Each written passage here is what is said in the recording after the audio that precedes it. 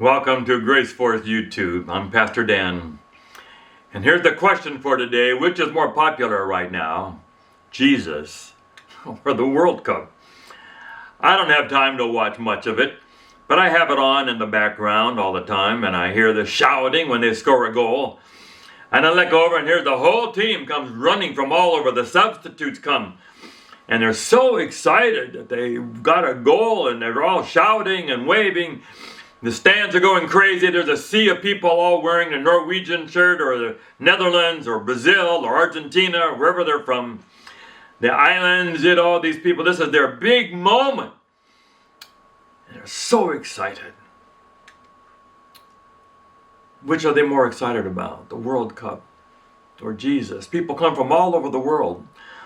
They've paid ridiculous prices for the tickets, plus hotels, plus planes, plus meals, in order to support their team, a game they could watch on television. But they're not satisfied to just watch it on television. They want to be there. They want to be part of the crowd and see the whole field as the ball begins to move up and down the field. They want to be part of the crowd shouting and cheering those moments when maybe a goal is going to happen. Which is more popular? I went to a game in Chile, Santiago. And there was one section over to the side. I had never seen this. There were 5,000 fans over there. They never sat down. They sang song the whole 3 hours. They were waving flags and banners. They're crazy. And the team lost. But they loved that team. Everyone in the country supports that team or another one of the top 2 or 3 teams. And if you wear a different shirt, boy, it's like fighting words. So I ask you, which is more popular, Jesus or the World Cup? Maybe 6 million people will go to a World Cup game this year. I don't know how many will watch it. But more than that, go to church every week. There are millions more watching the game, but there are people watching Jesus also. Or they go to a bar to watch. Which identity is stronger right now? People's identity with their team, wearing the uniform, proud to be there. They want to be there in person. They're not satisfied to watch like a church service online, watch the game online. They want to be there. They want to be in the moment with all the people and singing and shouting and carrying on with all of it. We were in a restaurant in Panama. Panama was out last time. But they're next to Colombia, and Colombia scored. The restaurant just exploded. We were at one of our general conference sessions one time, and just a shout, people from Uruguay. And their team was in the last few games of the World Cup. So excited. Here they were for the church and meetings about Jesus. But boy, the shout was louder for their team. We were doing evangelism one time, and I came outside to go get something from my car. Here were several pastors were in a van watching the Boston Red Sox in a World Series game, the one where Carlton Fisk hit a home run just inside the foul pole. It's a famous game. They didn't want to miss it. If they had to choose between the game and doing evangelism for Jesus, they would rather be in the van watching this little television.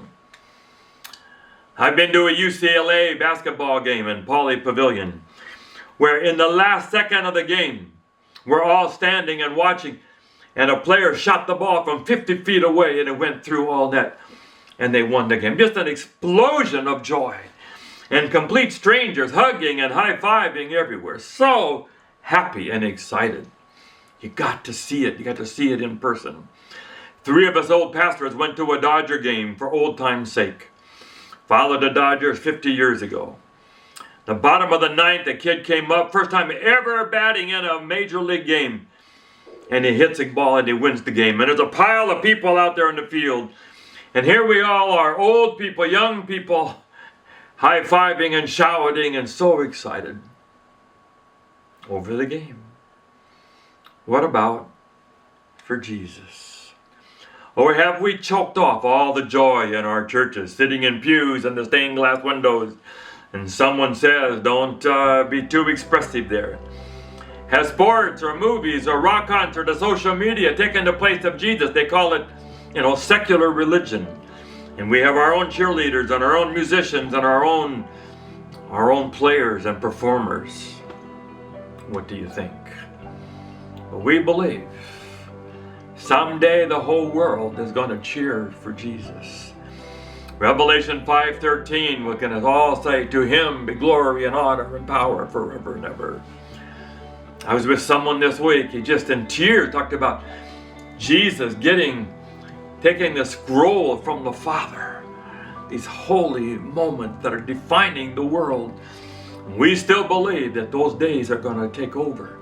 And someday we will have the worship service to end all worship services. And when you're in heaven and we made it and we're going to be there together.